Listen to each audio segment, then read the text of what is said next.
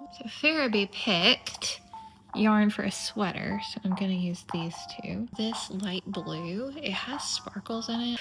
I don't think you can see the sparkles really. Yarn. I would say it seems to be all of her favorite colors, judging by the paint colors she picks. You love it?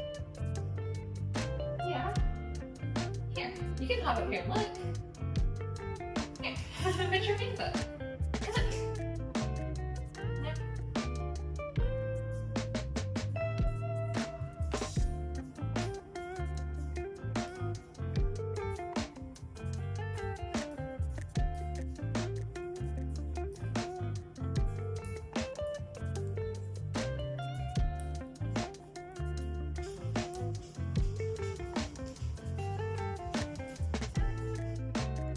Progress that I've made so far.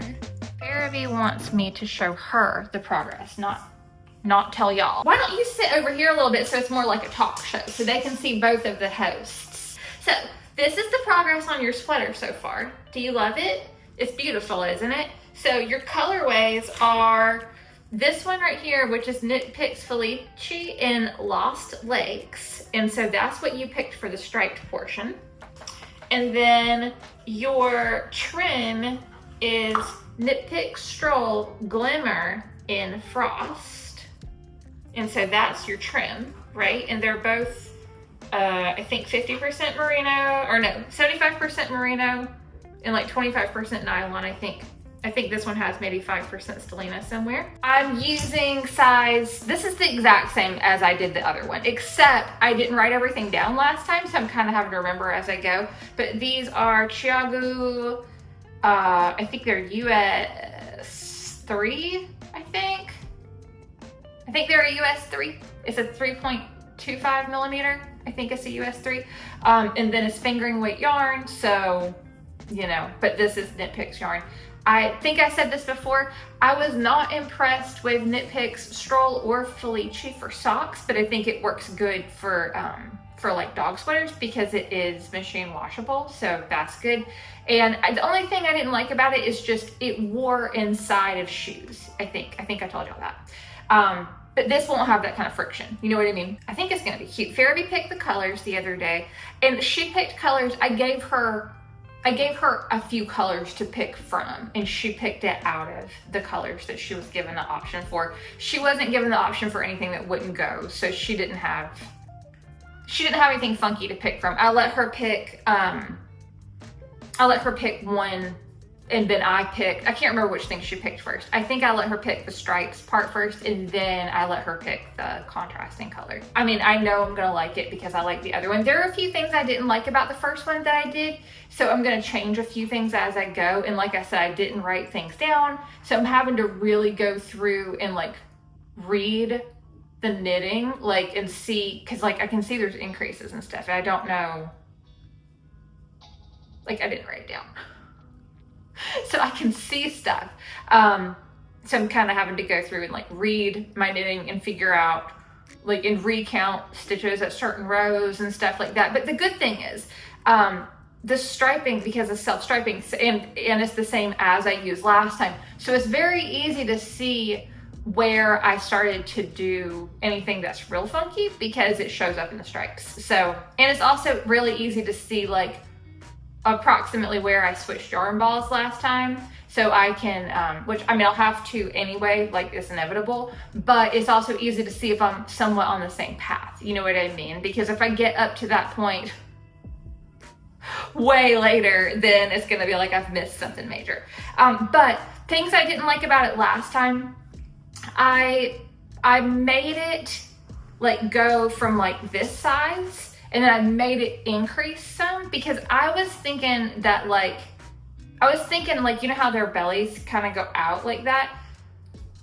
And I overdid it. Like I overdid the barrel portion. So I don't need to go out that much. I do know that. And then the other thing is I don't need to make the increases in the chest quite as deep as what I did. So that's the other thing. And I know it's like, so I should be able to make it be a little bit longer overall of a sweater too, because I'm not gonna have to allow for that much on the increases, if that makes sense. So anyways, and then, oh, I already told you the needles, and this is actually meant for double point needles, but that's just what I have. I usually use the magic